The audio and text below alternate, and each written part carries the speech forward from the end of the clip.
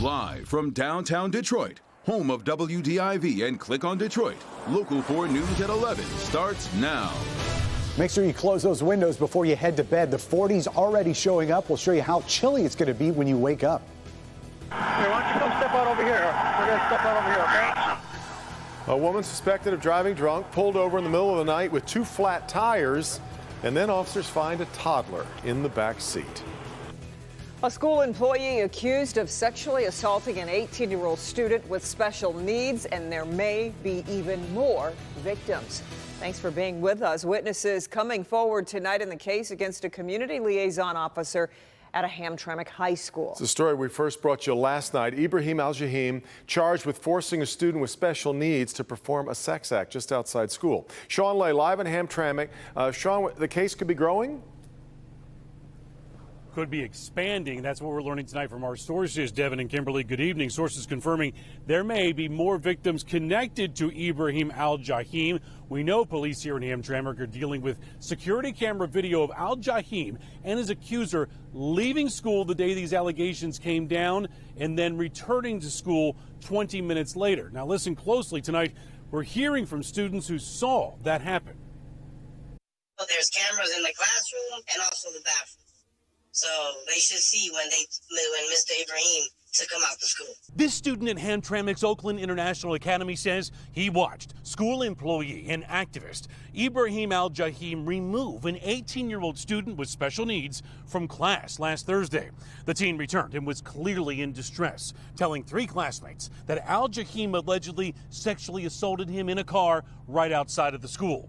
Hamtramck police were called. Police sources confirm Al-Jahim left the scene. The students say they watched him leave. Once the police arrived, he stayed in there for like maybe a minute or 2, and then he checked out and left the school. 3 students tried to help the victim, and they say they are the ones who immediately came under suspicion from the school for the incident instead of Al-Jahim. By dismissal time, Al-Jahim returned to the school. One parent says he tried to place blame on their child for the awful attack.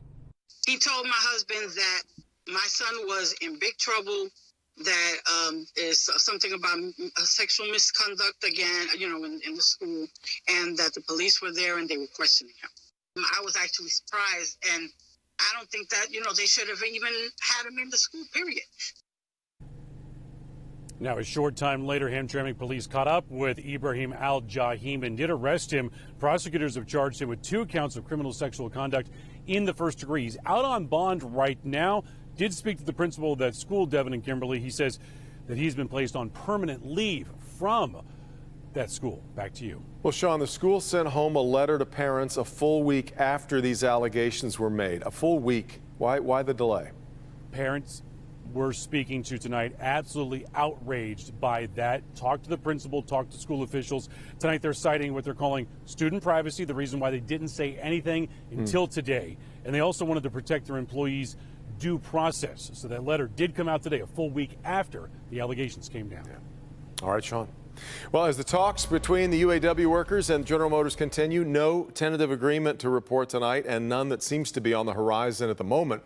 The big story tonight, though, General Motors resuming health care for its striking workers. Of course, initially, almost right out of the gate, the automaker switched strikers over to COBRA coverage that was paid for through the UAW. Several key issues, wage increases, and a big one, the use of temporary workers, have yet to be agreed upon, is our understanding.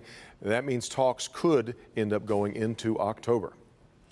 Call it a traffic stop with a lot of red flags. A woman pulled over for driving erratically when they discovered 2 flat tires. They would soon discover much more. Jason Colthorpe live in Troy on Big Beaver, where that traffic stop happened. Jason. In fact, Kimberly, it started right about where we're standing. If you look behind me, you see the orange barrel, so clearly it's also a construction zone. They come up on this woman, they find 2 flat tires, and then, yeah, in the back seat, a small child. It was September 15th, almost 1 in the morning, when police got a call about a 2009 Impala that had run 2 red lights and was all over the place. After police made the stop on Big Beaver just east of 75, they quickly knew something was wrong when the woman behind the wheel tried to get out. Go ahead, stay right there. And as they approached, another discovery. Child in restraint in the back. That child was her boyfriend's 2-year-old, asleep in a car seat. They informed the driver, 23-year-old Autumn Chapman of Detroit, that 2 of her tires were also flat. Then, some of the usual questions that told police everything they needed to know. Where are you trying to get to? Where do you live? Where are you coming from? You're going from Northfield to Southfield? Here, why don't you come step out over here? A breath test showed her blood alcohol level at .21, almost 3 times the legal limit. Yeah, and if you're trying to envision the map there as police were, you think of Northfield down to Southfield, and yet that's why they were very curious when she ended up over here. Obviously, she was arrested, charged with OWI, and has another court date coming up. Kimberly? Yeah, Jason, the toddler in that car, is they going to be okay?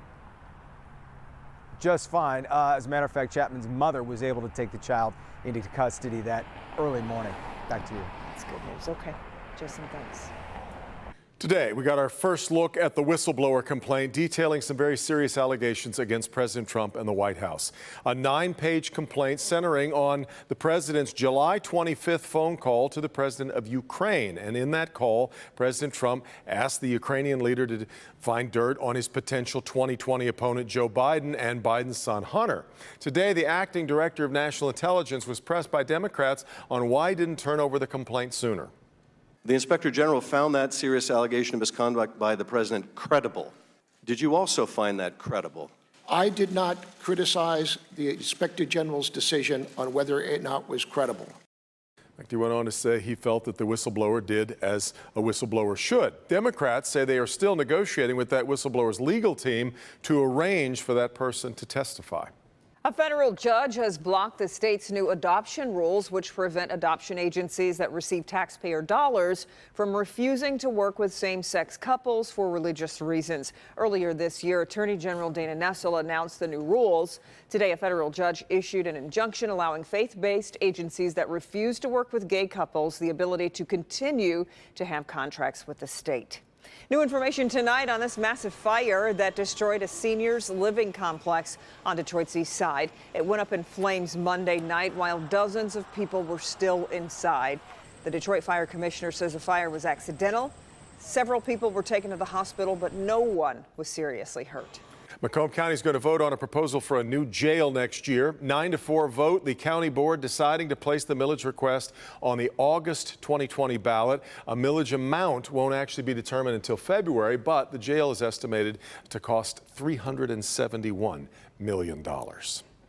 Still ahead, a popular food delivery app targeted by hackers. New tonight, we got a warning that is being sent out to millions of Americans. He was caught on camera kicking a police officer. Now he's serving a 99-year sentence.